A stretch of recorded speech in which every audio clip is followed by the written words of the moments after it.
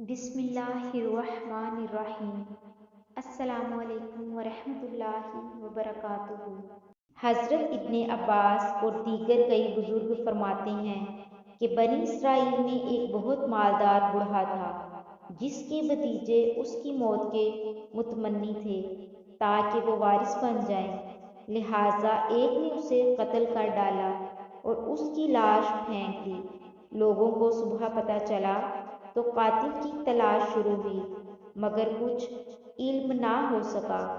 لوگ حضرت موسیٰ علیہ السلام کے پاس آئے تو آپ علیہ السلام نے اللہ تعالیٰ سے دعا کی، جس پر اللہ نے حکم فرمایا کہ ایک گائے ذبح کریں۔ قرآن کریم میں اس واقعے کو یوں بیان کیا گیا ہے: اور جب موسیٰ علیہ السلام نے اپنی قوم کے لوگوں سے کہا کہ اللہ تم کو حکم دیتا ہے کہ ایک بیل ذبح کرو تو وہ بولے، کیا تم ہم سے مذاق کرتے ہو؟ موسیٰ علیہ السلام نے کہا، میں اللہ کی پناہ مانگتا ہوں کہ نادان بنوں۔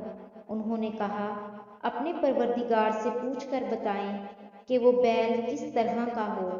کہا، پروردگار فرماتا ہے وہ بیل بوڑھا ہو اور نہ بچڑا، بلکہ ان کے درمیان یعنی جوان ہو، سو جیسا تم کو حکم دیا گیا ہے ویسا کرو۔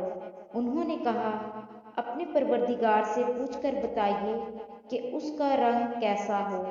موسیٰ علیہ السلام نے کہا، پروردگار فرماتا ہے کہ اس کا رنگ گہرا زرد ہو کہ دیکھنے والوں کے دل کو خوش کر دیتا ہو۔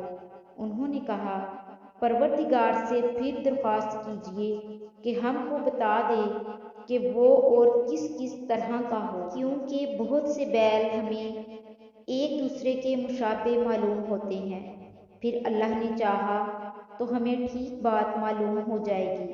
موسیٰ علیہ السلام نے کہا، اللہ فرماتا ہے کہ وہ بیل کام میں لگا ہوا نہ ہو، زمین جوتتا ہو اور نہ ہی کھیتی کو پانی دیتا ہو، اس میں کسی طرح کے داغ نہ ہو۔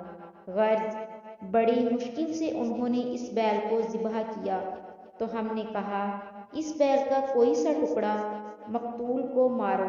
اس طرح مردوں کو اللہ تعالیٰ زندہ کرتا ہے اور تم کو اپنی قدرت کی نشانیاں دکھاتا ہے تاکہ تم سمجھو۔